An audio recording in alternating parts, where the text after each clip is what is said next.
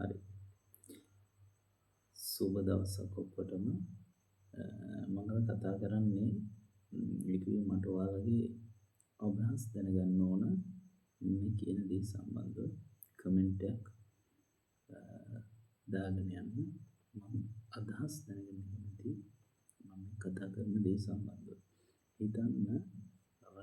හිතන්න අපේ රටේ කියන අපිට විවිධ දේශපාලන පක්ෂ තියෙනවා. ඒත් මේ දේශපාලන පක්ෂ හිතන්න මම එක පක්ෂයකට උදව් කරනවා ඒ පක්ෂේ බලයටපත් වෙනවා. බලයට ආවට පස්සේ මම මේ පක්ෂයෙන් පෞද්ගලික වාසි ලබා ගන්නවා.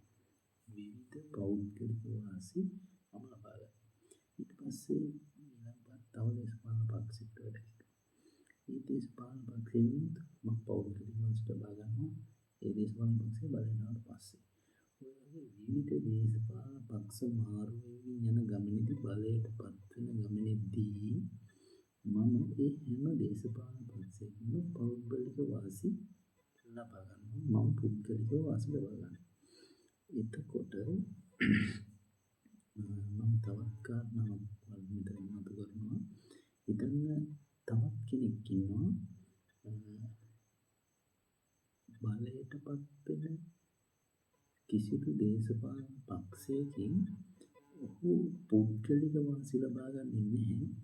නමුත් විශාල පිරිසකට යහපත් දේවල් සිදු වෙන යහපත් වැඩපිළිවෙළ ක්‍රියාත්මක වෙන දේවල් වලට ඔහු බලයටපත් වෙන හැම දේශපාලන පක්ෂයකින්ම උදව් ලබාගෙන ඒ වගේ හොඳ දේවල් වලට යොමු කරන දේවල් කරනවා.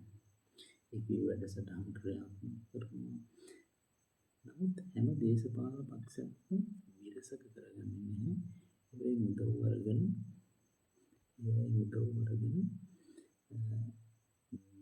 සමස්ත මනුස්සයාටම වැඩදායී දෙයක් වන දේවල් වලට උදව් අරගෙන සිදු කරනවා. ඒතර මම ඔයාලගෙන් මේ වීඩියෝ වල ඔයාලගෙන් අදහස් දැනගන්න කැමතියි. මම දැන් දෙවිදිහක මිනිසුන් දෙදෙනෙක් ගැන කිව්වා. ඔයාලගේ අදහස මොකද්ද? ඔයාලා මොකද්ද මේ ගැන දකින්නේ? කියලා මම කමෙන්ට් එකක් දාගෙන ඉල්ලන්න. සුබ දවසක්.